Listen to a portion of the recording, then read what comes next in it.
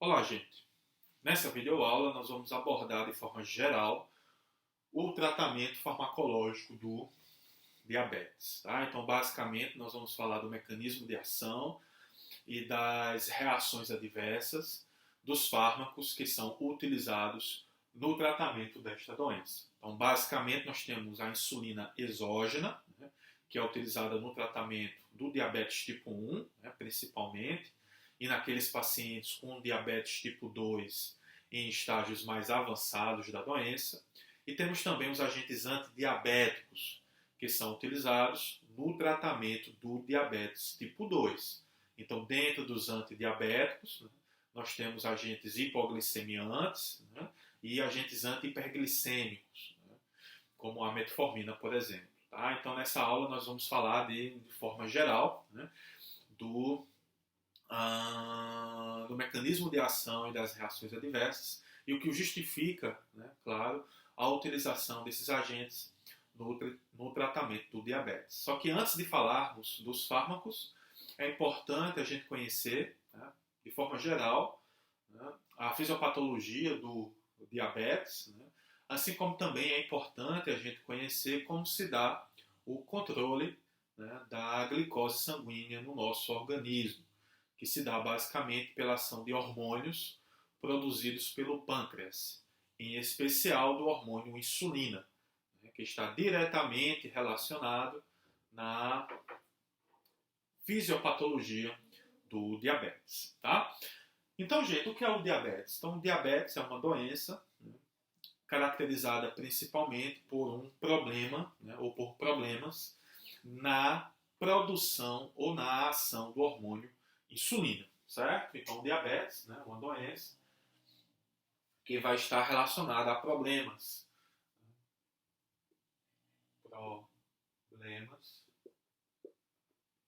na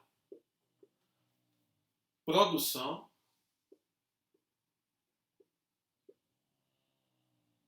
ou na ação do hormônio insulina. E qual que é a consequência disso, gente? Se nós temos um problema na produção ou na ação da insulina, qual que é a consequência disso para o nosso corpo? É que nós vamos então observar um quadro de hiperglicemia. Todo mundo sabe o que é uma hiperglicemia? É um aumento dos níveis séricos de glicose no nosso organismo. Tá? Então isso não é algo, né, que o nosso organismo precisa. Né? Nós temos uma tolerância à glicose, ou seja, nós devemos manter a glicose no sangue em níveis, né, adequados, tá, para evitar problemas futuros. Tá? Então, no nosso organismo, o ideal é que os níveis de glicose fiquem abaixo de 100 miligramas por decilitro, tá, em jejum. No entanto, no diabetes, né, como temos problemas na produção ou na ação da insulina, a gente observa um aumento exagerado dos níveis de glicose no sangue e isso pode acabar acarretando a longo prazo problemas macro e microvasculares. Problemas macrovasculares, como, por exemplo, o surgimento de placas ateromatosas, né, então deposição de gordura nos nossos vasos, e isso pode acabar acarretando ou tendo como consequência final o surgimento de um infarto agudo do miocárdio ou de um acidente vascular encefálico. Já com relação às alterações microvasculares, isso vai acabar produzindo, né, o que conhecemos como nefropatia diabética, neuropatia diabética e a retinopatia diabética. Tá? Ou seja, se essa hiperglicemia, né, observada no diabetes não for controlada, tá, isso pode acabar gerando, né, morbidades e até mesmo pode acabar levando à morte do paciente. Então, o grande objetivo do tratamento farmacológico do diabetes é trazer os níveis glicêmicos, né, deste paciente para valores normais, evitando, portanto, né, o risco desse paciente desenvolver esses problemas, tanto macro como microvasculares. cardiovasculares. Tudo bem? Então, gente, antes da gente falar, né, de forma mais pormenorizada do diabetes, é importante a gente relembrar como se dá o controle da glicose sanguínea no nosso organismo, né, observando principalmente a ação do hormônio insulina. Tudo bem? Vamos lá, então? Bom, o controle da glicose sanguínea ele pode ser estudado em dois momentos distintos. O primeiro deles é durante o jejum. Então a gente observa que durante o jejum os níveis de glicose eles se encontram entre 60 a 99 miligramas por decilitro. E por que durante o jejum esses níveis de glicose eles são importantes? Porque o nosso sistema nervoso central, ao contrário da maioria dos nossos tecidos, não consegue utilizar ácidos graxos como fonte de energia. Então, no nosso sangue, nós devemos manter um nível de glicose para que esta glicose possa ser utilizada pelo sistema nervoso central como fonte de energia. E quem produz essa glicose durante o jejum é o fígado. Então, o fígado, por meio da glicogenólise ou gliconeogênese, é capaz de fornecer glicose, a qual será então utilizada pelo sistema nervoso central. E um dos hormônios importantes para estimular essa produção hepática de glicose é o glucagon. Então, o glucagon, produzido pelo pâncreas, pelas células alfa, vai atuar no fígado, estimulando a produção hepática de glicose. Tá? O outro ponto de interesse no estudo do controle da glicose sanguínea é após a alimentação, né, ou o período pós-prandial. Tá? Então, quando um cidadão, né, se alimenta, né, de um produto, de um alimento rico em carboidratos, nós vamos observar que a sua glicose no sangue ela vai aumentar rapidamente. Só que esse aumento, né, ele vai ser contrabalanceado pela produção de um hormônio, né, neste caso, pelo hormônio insulina. Tá? Então, quando a gente se alimenta e os níveis de glicose aumentam, nós vamos observar que outra célula, né, existente no pâncreas, mais especificamente nas ilhotas de Langerhans, né, que são as células beta. Essas células beta vão identificar esse aumento de glicose no sangue e vão rapidamente liberar na corrente sanguínea o hormônio insulina. Tá? E o que é que essa insulina vai fazer, gente? Ela vai atuar em tecidos como fígado, músculo esquelético e tecido adiposo, estimulando o quê? A captação dessa glicose no sangue e o seu armazenamento. Tá? Então, logo após a ação da insulina no fígado, músculo esquelético e tecido adiposo, nós vamos observar, portanto, uma redução dos níveis de glicose no sangue para valores considerados normais, ou seja, valores abaixo de 100 miligramas por decilitro. O que é que ocorre no diabetes? No diabetes, nós vamos observar um defeito ou um problema na liberação ou na ação da insulina. Então, se a insulina ela não é liberada ou ela não consegue produzir os seus efeitos no fígado, no músculo esquelético ou no tecido adiposo, nós vamos observar que a glicose no sangue vai continuar em níveis elevados. Tá?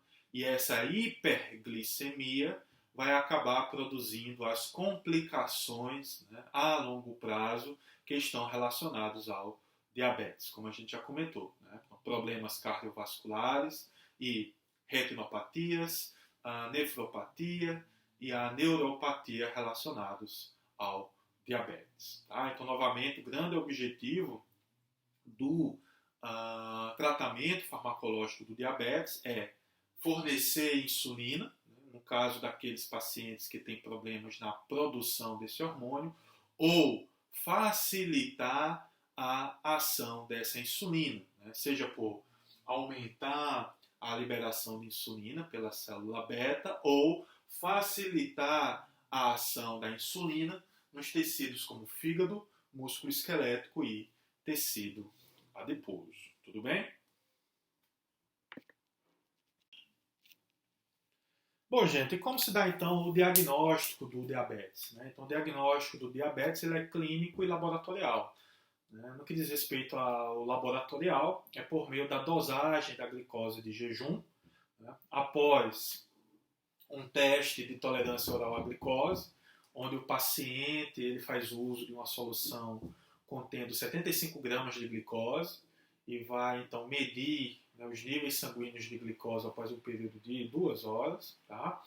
E temos também a dosagem da hemoglobina glicada. Então, a hiperglicemia sustentada acaba fazendo com que a glicose ela interaja com a hemoglobina no sangue, criando, portanto, essa hemoglobina glicada. Então, essa hemoglobina glicada é um importante indicador no organismo se houve quadros hiperglicêmicos, por um período até de 3 meses. Tá? Então, gente, num indivíduo normal, os níveis de glicose em jejum têm que ser menores que 100 miligramas por decilitro. Tá? Então, quando a gente vai fazer esse exame, a gente tem que passar um período mínimo de 8 horas de jejum. Então, a gente janta umas 9 horas da noite e vai fazer o exame no dia seguinte. E a gente não pode consumir nenhum tipo de alimento. Então, nesse sentido, numa pessoa normal, essa glicemia ela tem que ficar em torno, ou em torno não, tem que ser menos que 100 miligramas por decilitro.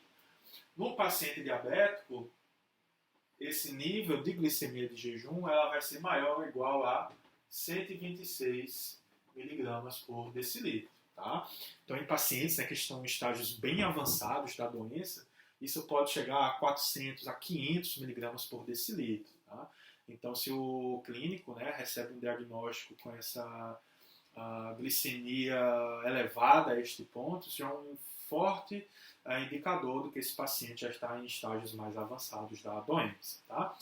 E temos os valores intermediários, que é o que a gente chama de o pré-diabético, onde o paciente apresenta uma glicemia que fica entre 100 a 125 miligramas por decilitro. Tá? Então, nesse paciente já é indicado mudanças no estilo de vida. Então, emagrecer, praticar exercícios físicos, tá? Controle da dieta, porque caso contrário, esse paciente ele pode acabar evoluindo para um quadro diabético. Então, a maioria dos pacientes que adotam mudanças no estilo de vida conseguem fazer com que esses níveis glicêmicos voltem para os valores normais, certo? Com relação ao TOTG, numa pessoa normal, após 2 horas do consumo de 75 gramas de glicose, a sua glicemia ela tem que ser menor do que 140 miligramas por decilitro. Tá? Então, um indivíduo normal, após 2 horas de um consumo de 75 gramas de glicose, seus níveis glicêmicos têm que ser menor do que 140. No paciente diabético, nós vamos observar um aumento, uns níveis glicêmicos acima de 200 miligramas por decilitro. Tá? Então, se após 2 horas os níveis glicêmicos do paciente estiverem acima de 200, ele é diabético. Tá? E os níveis intermediários é entre 140 a 199 miligramas por decilitro. Tá? Então, esse também é um indicador de que o paciente precisa introduzir na sua rotina mudanças no seu estilo de vida. Com relação à hemoglobina glicada, no paciente normal tem que ser menor do que 5,7%. Tá? No indivíduo diabético, esse valor é acima de 6,5%. E no indivíduo pré-diabético, deve ser menor do que, deve ser entre 5,7% e 6,4%. Tá? Então, normalmente, quando se fecha o diagnóstico do diabetes, utiliza-se glicose de jejum e hemoglobina glicada com o TOTG. Bom, o diabetes, como já comentamos, é, portanto, uma doença que é caracterizada laboratorialmente, principalmente por níveis elevados de glicose no sangue, ou seja, hiperglicemia. O diabetes ele pode ser dividido em dois tipos, né? Então nós vamos ter o tipo 1 e o tipo 2. Tá? Existem também, né, outros tipos de diabetes, né, como por exemplo o diabetes gestacional, o diabetes que está relacionado a defeitos genéticos, né, encontrados na célula beta, o que leva, portanto, a problemas na liberação de insulina. Mas, de forma geral, nós dividimos o diabetes em dois tipos, né, o tipo 1 e o tipo 2. O tipo 1 ele é um tipo de diabetes, né, menos frequente, então ocorre em cerca de 5 a 10%, né, dos pacientes com diabetes. O diabetes tipo 1 ele tem uma origem autoimune, então por algum motivo, né, o nosso organismo começa a produzir uma resposta imunológica contra as células beta, né, levando portanto à destruição dessas células. E qual que será a consequência disso? O nosso organismo ele perde a capacidade de produzir insulina. Então, se o nosso organismo não produz insulina, os níveis de glicose no sangue não vão conseguir voltar para valores normais, né, permanecendo, portanto, elevados e levando, portanto, né, às consequências do diabetes. Tá? O diabetes tipo 1, né, por muito tempo ele foi também chamado de diabetes juvenil, né, muito embora realmente a maioria dos casos comece a surgir na infância, hoje em dia já se sabe que o diabetes tipo 1 pode surgir em qualquer idade. Tá? E o tratamento farmacológico do diabetes tipo 1 basicamente se resume à reposição do hormônio insulina. Né? Então nós temos a insulina produzida por meio da tecnologia do DNA recombinante, né, que faz com que então ela possa ser oferecida, né, para este tipo de paciente, né, que não consegue produzir insulina por conta própria. Tá? Já no caso do diabetes tipo 2, né, o diabetes tipo 2 está relacionado à maioria dos casos, né, então de 90 a 95% dos casos de diabetes são do tipo 2. Né? Esse diabetes do tipo 2 está muito relacionado ao que chamamos de síndrome metabólica, onde a obesidade parece desempenhar um papel-chave. Né? Então, o tecido adiposo em excesso é um tecido inflamatório, né, que produz, né, citocinas ou adipocinas, e essas adipocinas, né, vão atuar no fígado, no músculo esquelético e no próprio tecido adiposo, reduzindo, portanto, a capacidade da insulina de produzir os seus efeitos. Né? Então, num primeiro momento, o paciente com diabetes tipo 2 apresenta o que chamamos de resistência à insulina. Ou seja, o paciente ele consegue produzir a insulina, só que a insulina ela não é capaz de produzir os seus efeitos. Consequentemente, né, esse paciente vai apresentar níveis elevados de glicemia. Tá? Isso no primeiro momento. Se esse paciente ele não for tratado, nós vamos observar que as suas células beta, lá no pâncreas, vão entrar em um estado de exaustão. Né? Além disso, a glicemia, né, elevada também é tóxica para as células beta. Então, com o tempo, a gente observa neste tipo de paciente uma redução da massa ou da quantidade de células beta nas ilhotas de Langerhans. Então, com o tempo, com a evolução da doença, a gente vai observar, além de um defeito na ação da insulina, também um defeito na sua produção. Tá? Então, o paciente acaba, né, tendo uma hiperglicemia que vai ser causada tanto por um defeito na ação, como também por um defeito na produção. Né? Então, isso tende a ocorrer principalmente nos estágios mais avançados do diabetes tipo 2. Tá? O diabetes tipo 2, né, tem como a sua evolução ela é bem mais lenta, né, do que o diabetes tipo 1. Então pode levar vários anos para o paciente sair de um estágio, né, de um defeito na ação para um defeito na produção da insulina. Tudo bem? Então na nossa aula no momento síncrono, né, eu devo comentar isso de forma mais detalhada. Para o tratamento do diabetes tipo 2, basicamente nós vamos utilizar os agentes antidiabéticos, que são fármacos que podem tanto facilitar a ação da insulina, né? Então esses fármacos são conhecidos como sensibilizadores da ação da insulina, como também eles podem ajudar, né, a célula beta a liberar mais insulina, né? Nós chamamos de secretagogos de insulina. Tá? Então, esses fármacos vão ser utilizados, né, quando o paciente precisa de uma ajuda, né, para facilitar a ação da insulina nos tecidos periféricos.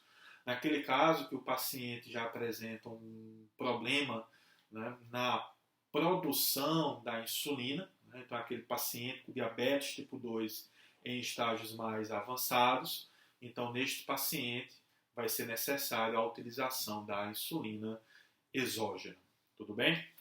Outro ponto importante que não foi comentado aqui é que no diabetes gestacional, né, que é aquele quadro de hiperglicemia que ocorre durante a gestação, o tratamento de escolha, quando necessário, é a insulina. Né? Os agentes antidiabéticos, em geral, não devem ser utilizados, porque eles são capazes de ultrapassar a barreira placentária, podendo produzir efeitos no feto. Por outro lado, a insulina, né, como é um hormônio, um peptídeo, né, ele não consegue ultrapassar a barreira placentária, logo ele não induz nenhum tipo de efeito negativo para o feto. Tudo bem?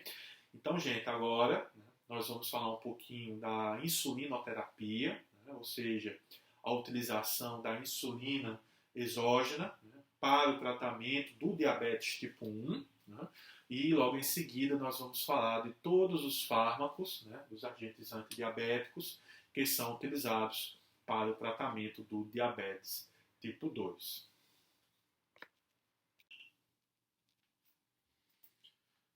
A insulinoterapia, como acabamos de comentar, né, nada mais é do que a reposição do hormônio insulina nos casos dos pacientes com diabetes tipo 1, né, ou naqueles pacientes com diabetes tipo 2 em estágios mais avançados da doença. Então, nestes dois tipos de paciente, nós observamos uma redução da quantidade de células beta, fazendo com que então esse paciente ele perca a capacidade de produzir insulina. Né? Então, o objetivo da insulinoterapia é fornecer uma insulina de fonte exógena para esse paciente.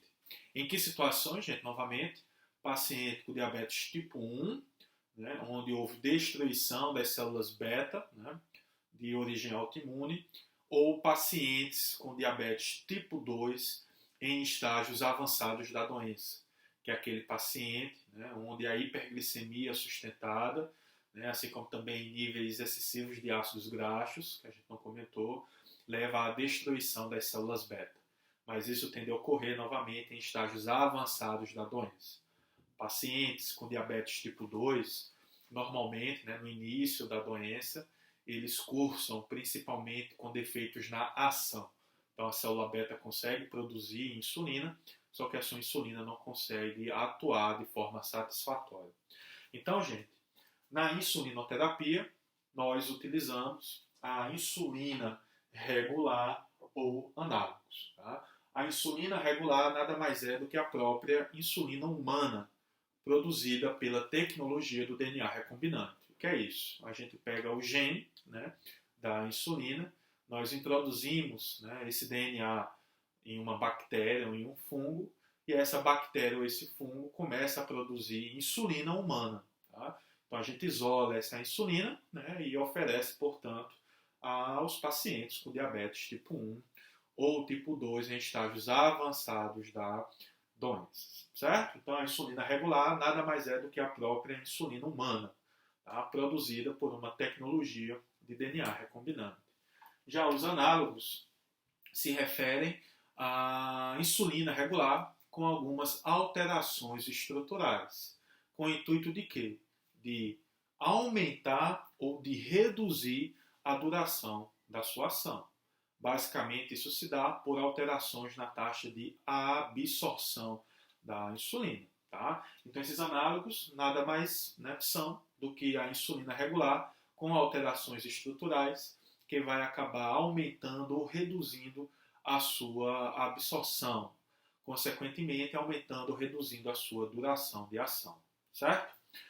As insulinas, né, tanto regular como seus análogos, hoje em dia ainda são administrados preferencialmente na forma subcutânea. Tá?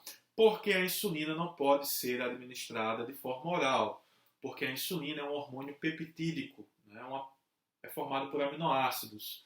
Então, quando a insulina é administrada por via oral, ela vai ser degradada no estômago, não sendo, portanto, absorvida. Tá? Então, a principal estratégia adotada hoje em dia, né, para o tratamento do diabetes tipo 1 ou tipo 2, né, no que se refere à utilização da insulina, é por meio da administração subcutânea. Tudo bem? Hoje em dia já existem algumas preparações, né, como por exemplo de insulina por via intranasal, né, que já se encontra no mercado. Neste caso, a insulina regular, né, sendo administrada por via intranasal. No entanto, ainda é uma preparação muito cara, né, e não é acessível para a população em geral. Né. Cientistas do MIT, né, também no final do ano passado, foram capazes de desenvolver uma cápsula especial que permite a administração da insulina por via oral. Né. Então, é uma cápsula contendo um dispositivo, né, em formato de tubarão, né, se eu não me engano. Tá? E neste dispositivo tem uma microagulha que, quando em contato, né, com a mucosa do trato gastrointestinal, é capaz de injetar a insulina. Tá? Só que isso ainda, né, se eu não me engano, ainda está em fase de testes, né, mas eu acredito que logo também chegará ao mercado. Né? Então isso vai acabar também facilitando a terapia do diabetes, né, mais especificamente a insulinoterapia, né, porque, querendo ou não, essas injeções diárias de insulina é um fator bastante negativo, né, no que diz respeito à insulinoterapia. Tudo bem? Bom, a insulina regular, né, esqueci de comentar, também pode ser administrada por via intramuscular ou via intravenosa. Né? No caso da via intramuscular, em situações de emergência, tá? Então o paciente chega, né, com a hiperglicemia exagerada ao pronto-socorro, né? E então a insulina intramuscular pode ser utilizada. Tá? Então, por via intramuscular, a insulina ela é mais rapidamente absorvida. E por via intravenosa, somente no contexto da UTI. Né? Porque a insulina administrada por via intravenosa, a gente deve ter, né, os parâmetros do paciente controlados em tempo real. Né? Então, qualquer erro na dosagem pode gerar uma hipoglicemia severa que pode acabar levando à morte do paciente. Tá? Então, no dia a dia, a insulinoterapia, né, hoje em dia, ainda é por via subcutânea. As insulinas, elas podem ser ainda divididas de acordo com a sua duração de ação. Então, no caso da insulina regular, ela é classificada como uma insulina de ação rápida. Tá? Insulina regular, ela é uma insulina de ação rápida. Por quê? Porque ela vai ter um início de ação após a administração de 30 a 60 minutos. E uma duração total, tá, de 4 a 6 horas. Tá? Então isso a gente acaba fazendo com que a insulina regular seja classificada como uma insulina de ação rápida. Ela tem um início de ação de 30 a 60 minutos e uma duração total de efeito de 4 a 6 horas. Insulinas de ação ultra rápida são os análogos, tá? Como, por exemplo, a insulina Lispro, a insulina Asparte e a insulina Glulisina.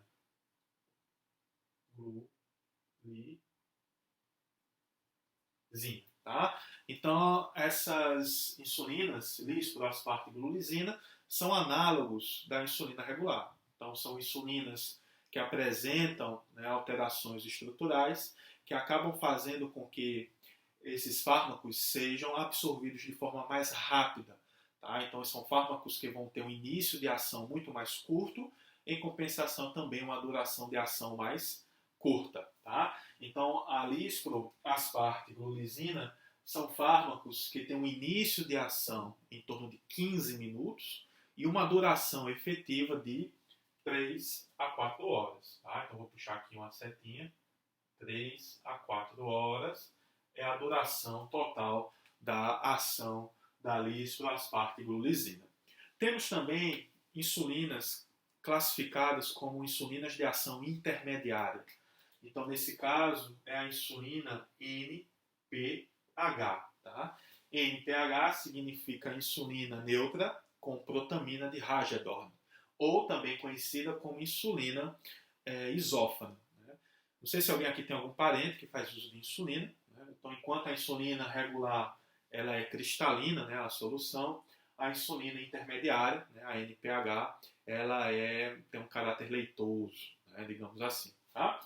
A insulina NPH nada mais é do que a insulina regular, né, complexada com zinco e protamina. Tá? Então isso acaba fazendo com que após a sua administração, essa insulina ela tenha uma absorção mais lenta, aumentando, portanto, a sua duração de ação. Tá?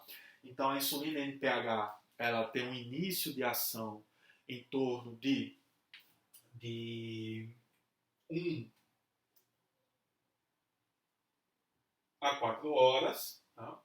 E uma duração efetiva de 10 a 16 horas. Tá? Então, o início de ação da NPH gira em torno de 1 a 4 horas, enquanto que a sua duração efetiva de ação ela gira em torno de 10 a 16. Né? Então, percebo que é uma insulina que já tem uma ação um pouco mais estendida. E temos as insulinas de ação prolongada, que também são análogos da insulina regular. Tá? Nesse caso aqui, nós vamos ter a insulina Deglutec,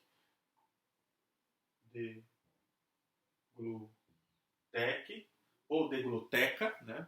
Podem encontrar esses termos. Temos também a insulina Detemir,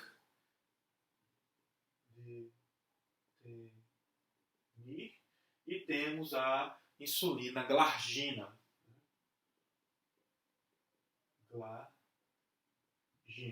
Então essas insulinas têm um início de ação de 1 a 4 horas e uma duração efetiva de 20 a 24 horas. Tá? Então são insulinas, né, que nós classificamos de ação prolongada. Tá?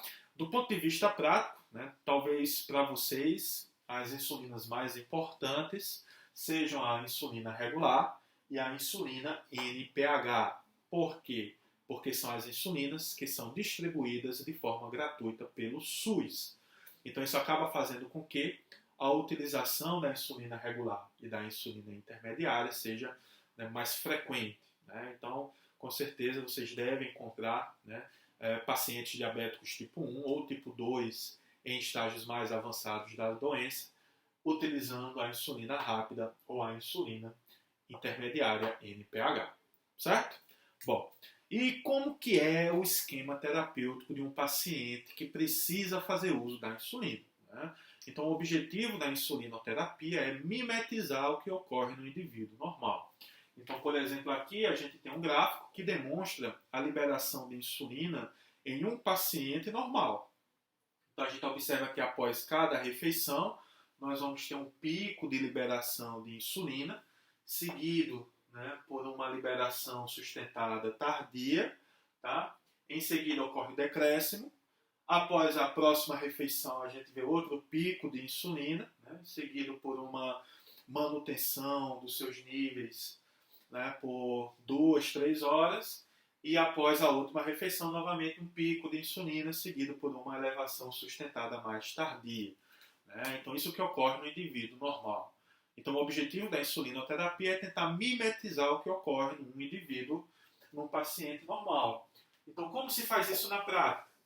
Então, na prática, se faz isso associando uma insulina de ação rápida ou ultra rápida com uma insulina de ação prolongada ou intermediária. Então, vou dar um exemplo para vocês de um esquema que pode ser adotado. Então, pode-se utilizar, por exemplo, né, uma insulina de ação ultra rápida, lispro, asparte, né, aqui faltou um P, gente, asparte, parte ou glulisina, associado, por exemplo, a uma insulina de ação prolongada. Tá? Então a gente pode pegar, por exemplo, uma insulina de ação ultra rápida, né? Então ela é administrada em torno de 15 minutos antes das refeições de cada uma. Então a gente, né, o paciente pode fazer uso antes do café, antes do almoço e antes da janta. Tá? E ele pode fazer uso de uma insulina de ação prolongada antes de dormir. Tá? Então ele vai tomar aqui no finalzinho, ó, antes de dormir. Então, fazendo com que esse paciente ele fique, né, protegido no período de 24 horas. Né? Então, sempre no período de 24 horas, ele vai ter uma insulina, né, que vai estar atuando no seu organismo. Tá? Então, a gente vai ter picos, né, para as refeições e vamos ter uma insulina, né, em níveis basais, entre aspas, para impedir, portanto, a hiperglicemia de jejum. Tá? Outra alternativa também é associar a insulina regular, né, com insulina intermediária. Então isso pode ser feito, por exemplo, né, utilizando uma insulina regular, né, no café e na janta, tá? Seguido também ou associado à insulina NPH, né, que pode ser tomada no café e antes de dormir. Então, vou ficar aqui, fazendo com que então o paciente fique protegido, né, durante todo um período de 24 horas. Né? Então, existem vários esquemas, né, que podem ser adotados, né? Esses são apenas alguns exemplos, tá? Que eu também vou demonstrar na nossa aula no momento síncrono. E com relação às reações adversas, as principais reações adversas são a hipoglicemia, né? Então o paciente faz uso da insulina e não se alimenta, então isso pode reduzir drasticamente seus níveis de glicose, podendo, portanto, né, causar uma sintomatologia referente ao uso da hipoglicemia. Né? Então, como mal-estar, tonturas, irritabilidade, tá? Taquicardia. E outra reação adversa de importância é a lipodistrofia. Tá? Então, esqueci de mencionar que a administração subcutânea da insulina se dá principalmente, né, no abdômen, que é o local, né, um dos locais de escolha, no braço, né, na coxa e nas nádegas. Tá? Então é recomendado que na prática ocorra rodízio desses locais. Então, mesmo dentro do abdômen, também ocorra rodízio. Por quê? Porque a administração da insulina, né, de forma frequente no mesmo local pode levar ao acúmulo de gordura, né, levando, portanto, né, um crescimento, né, do tecido, referente, portanto, a um aumento da massa de tecido adiposo. Tá? Então, as principais reações adversas à insulinoterapia é a hipoglicemia e a lipodistrofia. Então, vamos agora, né, comentar sobre os agentes antidiabéticos, que são os fármacos utilizados, né, no tratamento do diabetes tipo 2. Bom, com relação aos antidiabéticos, nós temos várias classes de fármacos que podem ser utilizados. Tá? Temos as biguanidas, sulfonilureias, né? Temos também as não sulfonilureias, que não vamos comentar hoje. Temos as glitazonas, análogos do hormônio GLP-1, inibidores da enzima de peptidilpeptidase 4, a acarbose e os inibidores do transportador sódio-glicose lá no rim, né? Que é o SGLT2.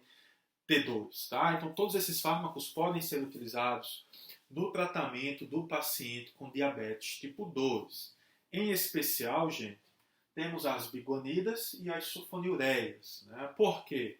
Porque são fármacos disponíveis de forma gratuita no SUS. Então vai ser muito comum, né? Muito comum a gente encontrar pacientes, por exemplo, em uso da metformina, né? Que é uma bigonida, e da glibenclamida ou gliclazida, né? Que são as sulfonilureias. Tá? Os outros fármacos também podem ser utilizados, tá? Só que a metformina e as sulfonilureias acabam tendo maior frequência porque são fármacos disponibilizados de forma gratuita no SUS. Então a gente vai falar um pouquinho, né, sobre, né, de forma resumida, né, sobre os efeitos farmacológicos, o seu alvo, o seu mecanismo de ação e as suas reações adversas. Tá? Então, no nosso momento síncrono, né, a gente vai falar disso de forma mais detalhada. Tá? Então, nesse primeiro momento, né, só para a gente ter um apanhado geral, para que no momento síncrono, né, essas informações elas fiquem mais fáceis. Tá? Então, gente, no caso das biguanidas, né, o principal fármaco utilizado é a metformina. Tá? Metformina.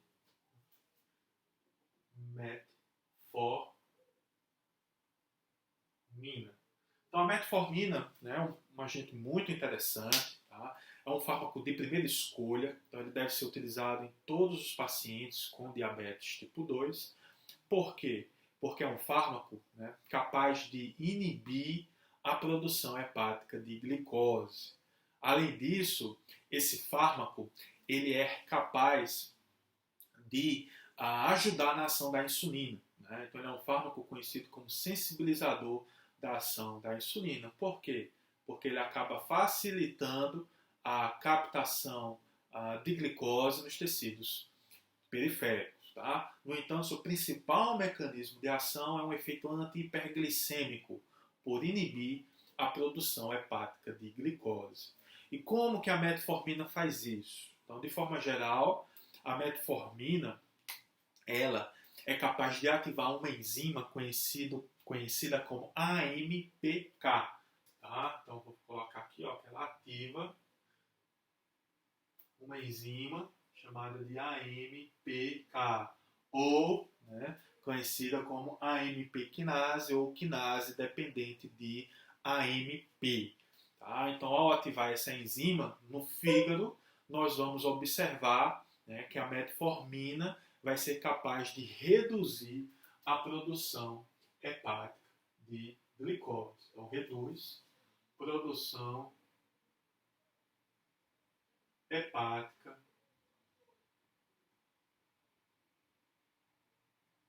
de glicose. Tá? Então, isso é interessante, gente, porque acaba impedindo o desenvolvimento da hiperglicemia. Né? E essa hiperglicemia ela é, né, o grande vilão dos pacientes diabéticos. Né? Além desse efeito, né, anti-hiperglicêmico, a metformina também tem capacidade de facilitar a ação da insulina nos tecidos periféricos. Como?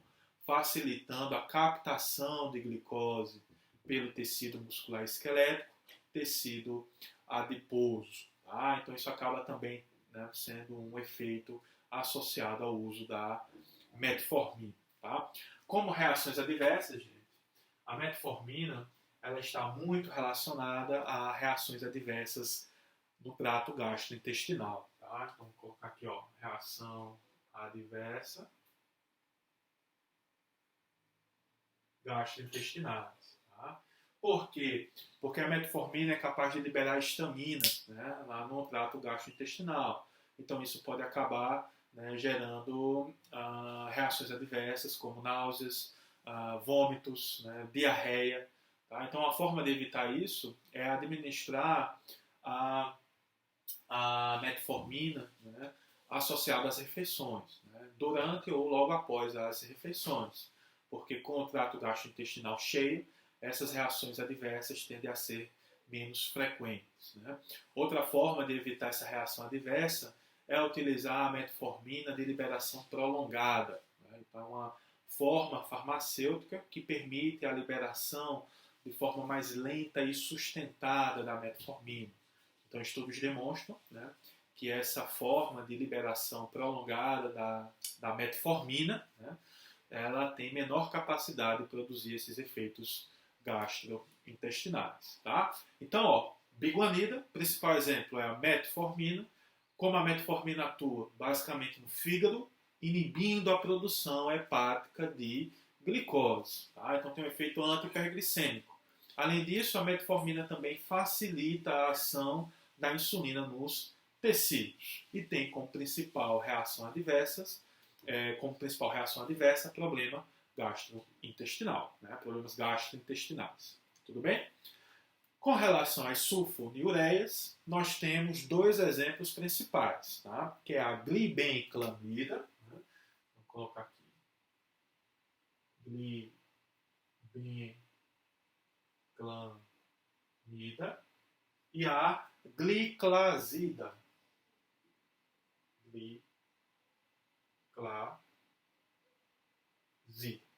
Como que esses fármacos atuam, gente? Qual é o seu mecanismo de ação? Então, as sulfonilureias vão atuar diretamente na célula beta, fazendo o quê? Estimulando a liberação de insulina. Tá?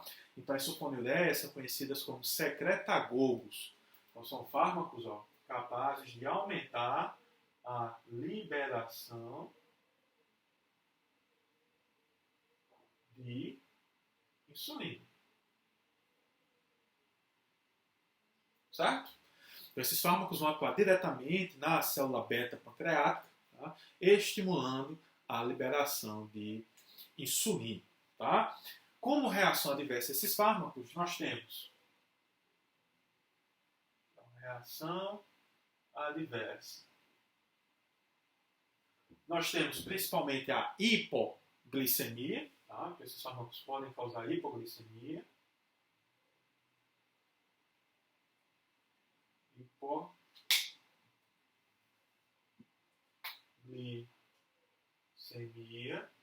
Assim como também esses fármacos podem causar um certo aumento de peso.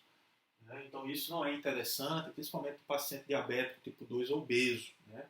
Porque esse paciente ele precisa perder peso. Então se a gente tem um fármaco capaz de aumentar peso, isso pode ser um fator limitante. Né?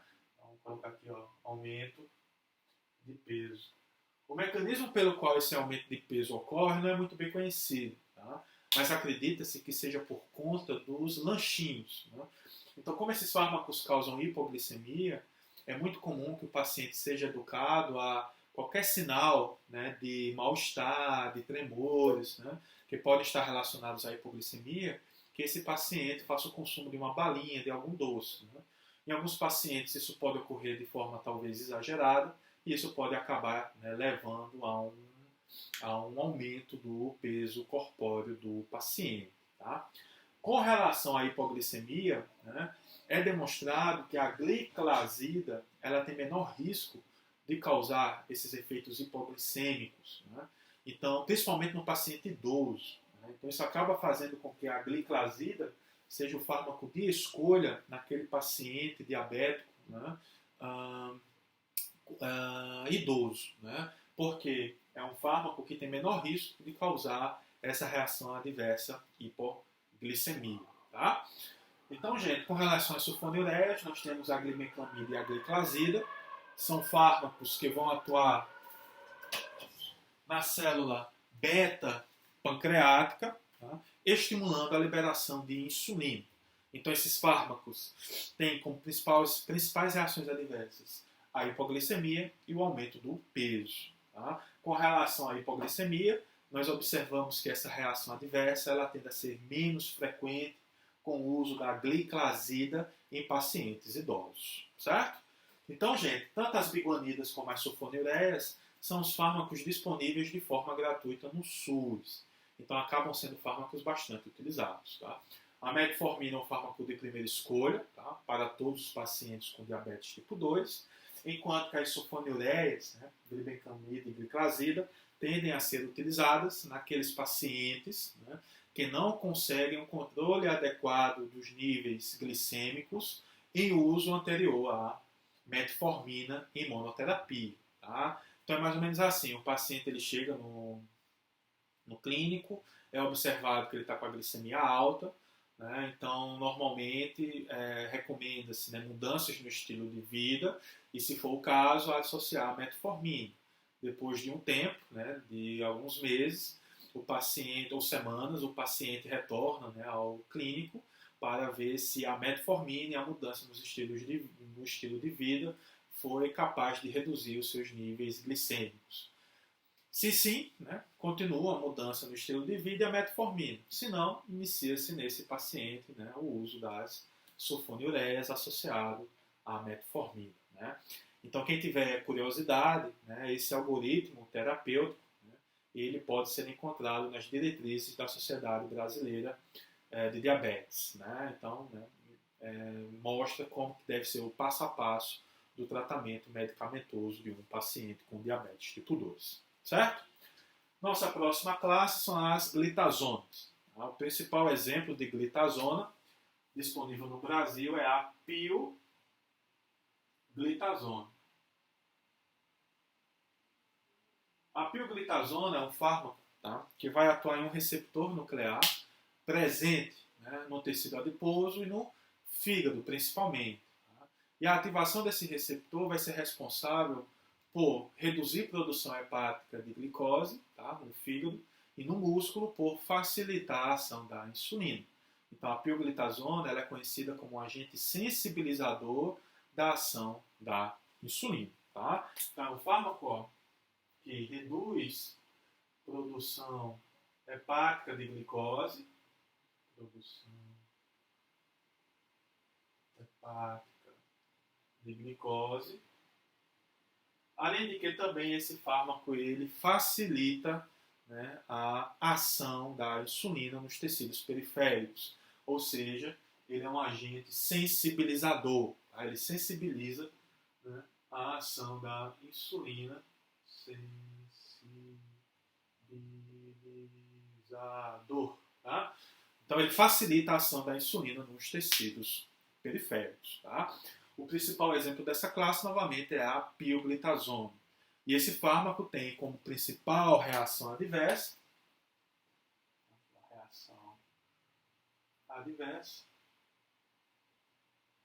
Esse fármaco pode causar aumento de peso. Então, isso se dá porque esses agentes, né, eles aumentam a deposição de gordura no tecido subcutâneo. Tá?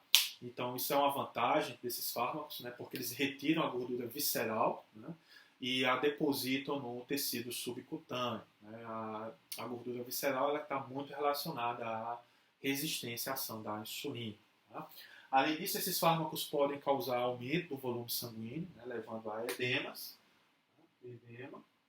e podem predispor o paciente a quadros de insuficiência cardíaca congestiva. Tá? Então, se é um paciente com insuficiência cardíaca congestiva, esses fármacos não devem ser utilizados. Tá? Um análogo da pioglitazona, né, a rosiglitazona, foi retirada do mercado porque ela aumentava muito o risco, né, de complicações associadas à insuficiência cardíaca congestiva. Certo? Outra classe são os análogos do GLP-1. Né? O GLP-1 é um hormônio produzido pelo intestino que é capaz de atuar na célula beta, estimulando a produção e a liberação de insulina.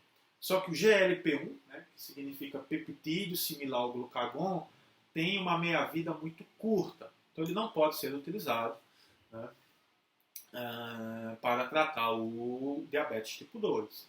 No entanto, né, foi desenvolvido análogos de meia-vida mais longa, o que acaba permitindo a sua administração diária ou até mesmo semanal. Então é o caso, por exemplo, da liraglutida. Né? Liraglutida.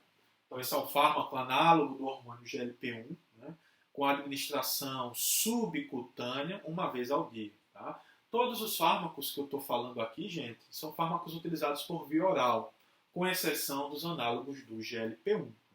O GLP-1 também é um peptídeo, logo, se administrado por via oral, ele vai ser degradado pelo trato gastrointestinal. Então, isso acaba fazendo com que este fármaco tenha uma administração parenteral. Tá? Então, a gente tem a liraglutida e a dulaglutida. Tá? Vou aqui pequenininho. Dulaglutida.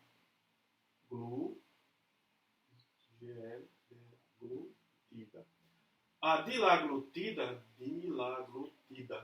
é um fármaco que permite a administração uma vez por semana.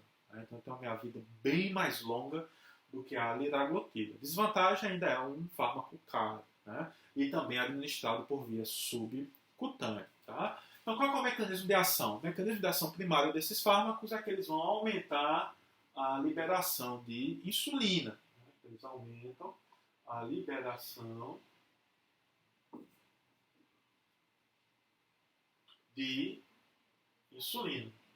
Além disso, esses fármacos também têm outras ações no nosso organismo que são bastante interessantes. Então, por exemplo, esses fármacos aumentam a saciedade, eles reduzem o esvaziamento gástrico, então o paciente se sente satisfeito por mais tempo, né? Então, num paciente diabético obeso, isso é muito interessante, tá?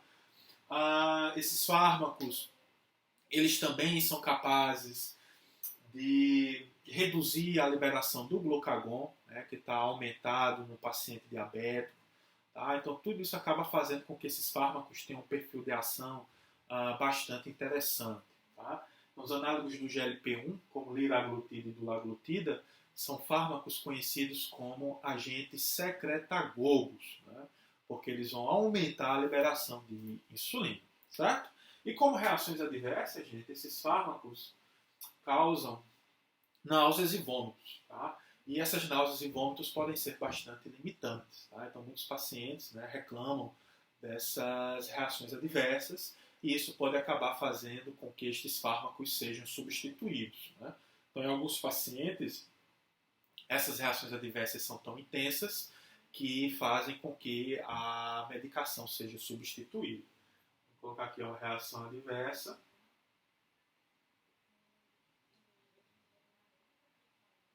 Náuseas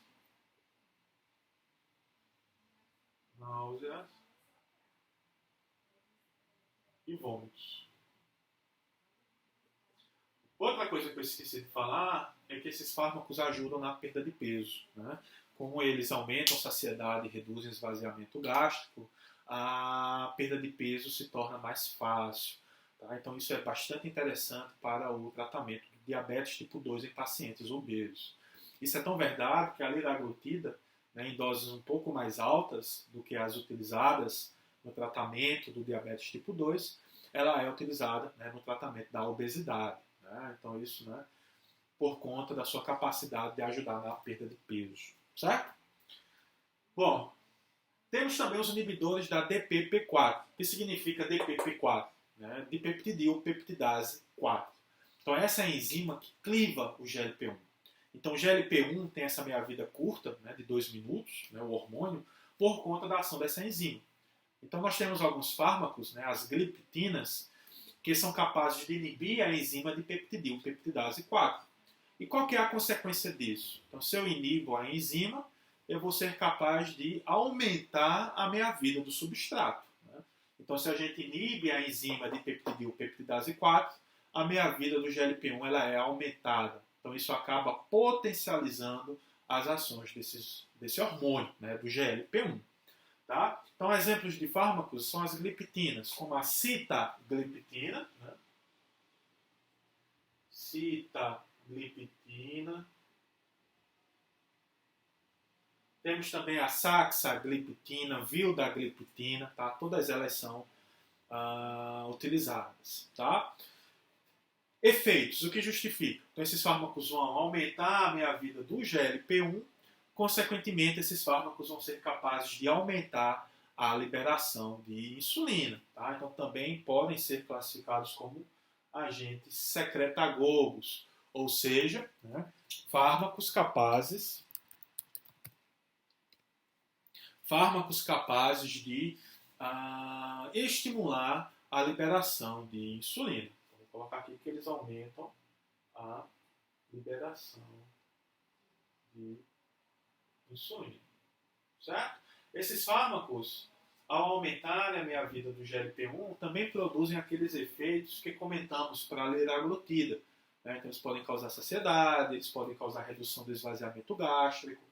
Então, tudo isso também é de interesse para pacientes diabéticos tipo 2, principalmente obesos. Tá? E como reações adversas, esses fármacos eles são bastante, né, toleráveis, né? Tem uma tolerabilidade, né, melhor dizendo, aceitável. No entanto, existem, né, relatos de reações de hipersensibilidade. Tá? Então, esses fármacos, né, eles podem causar alergia em alguns pacientes. Hipersensibilidade, né, como manchas vermelhas na pele, né, hipersensibilidade. Certo? Tudo bem? A carbose, né? A carbose é um fármaco adjuvante, tá? Ele não é utilizado em monoterapia. Normalmente ele é associado a metformina, sulfonilureias. É um fármaco que ele não é absorvido. ele vai atuar no trato gastrointestinal, inibindo uma enzima conhecida como alfa-glicosidase. Tá? O que é que essa enzima faz? Ela cliva os carboidratos, né, levando à formação dos monômeros glicose, e a glicose então ela é absorvida. Então, ao inibir essa enzima, a alfa-glicosidase, né, presente na borda e escova, né, do intestino, esses fármacos impedem o metabolismo dos carboidratos, impedindo, portanto, a absorção da glicose. Tá? Então, a carbose, ó, ela reduz a absorção da glicose. É um fármaco, gente, bastante seguro, tá? No entanto, né, por ele reduzir a absorção de glicose, ele aumenta a disponibilidade, né, de carboidratos para as bactérias da nossa flora intestinal. Então isso pode acabar gerando reações adversas gastrointestinais, como distensão abdominal, né, flatulências, tá? Reações adversas. Trato gastrointestinal, tá? Como distensão abdominal e flatulências. Tudo bem? Então, é um fármaco bastante interessante, né? Mas em monoterapia ele não é adequado. Né? Então, normalmente ele é utilizado em associação com outros fármacos, como, né, a metformina, junto com as sulfonilureias. Tá? E por fim, gente, nossa última classe são os inibidores do transportador sódio-glicose lá no rim, né, que é o transportador SGLT2. Exemplo de fármacos dessa classe são as glifosinas, né, são as gliflosinas, tá? Como a canagliflozina, tá? Como também a dapagliflozina, né? Então vou colocar como exemplo aqui a dapagliflozina.